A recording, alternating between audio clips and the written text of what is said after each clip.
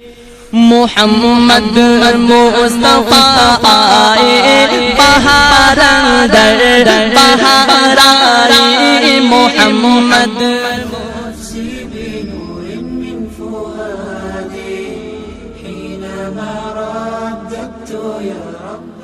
اب سب سے بڑا مسئلہ ہے جادو ٹونے کا. لوگ پریشان ہیں اس کو لے کر. جس کسی کو دیکھو کسی نے کچھ کر دیا ہے, کسی نے کچھ کر دیا, کسی نے کچھ کر دیا.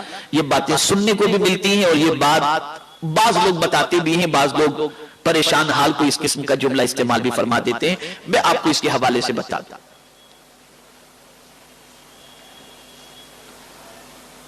آقا کریم صلی اللہ تعالی علیہ وسلم پر بھی جادو کیا گیا اور اس کا اثر سرکار صلی اللہ علیہ وسلم نے اپنے وجود پر محسوس کیا.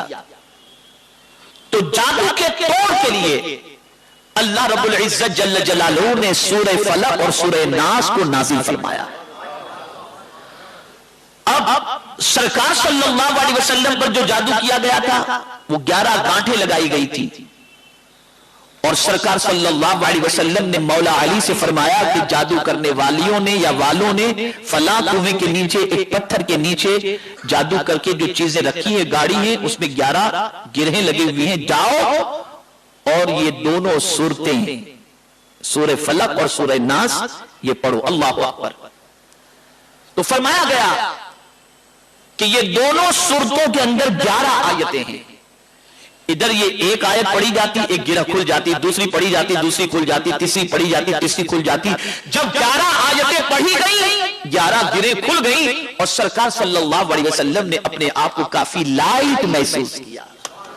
تو سورہ فلق اور سورہ ناس یہ دونوں وہ سورتیں ہیں جو جادو کا بہترین علاج ہیں. میرے پیارے آقا صلی اللہ تعالی علیہ وسلم کے پیارے دیوانوں, اس کا طریقہ یہ ہے کہ رات کو جب بستر پر سوئیں تو چت لیٹے سورہ اخلاص, سورہ فلق, سورہ ناس یہ تینوں سورتیں پڑھ کر اپنے ہاتھوں پر دم کریں اور جہاں تک آپ کا ہاتھ پہنچ سکتا ہے وہاں تک اپنے ہاتھ کو پہنچائیں.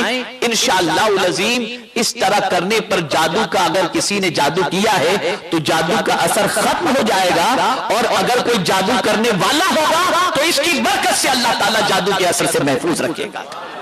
اور یہ میرے آقا صلی اللہ علیہ وسلم کی عادت کریمہ تھی کہ سرکار رات کو بستر پر تشریف لے جاتے تو اس طریقے سے یہ عمل کیا کرتے تھے. بلکہ جب سرکار سخت علیل ہوئے صلی اللہ علیہ وسلم سخت علیل ہوئے تو ام المؤمنین حضرت عائشہ صدیقہ رضی اللہ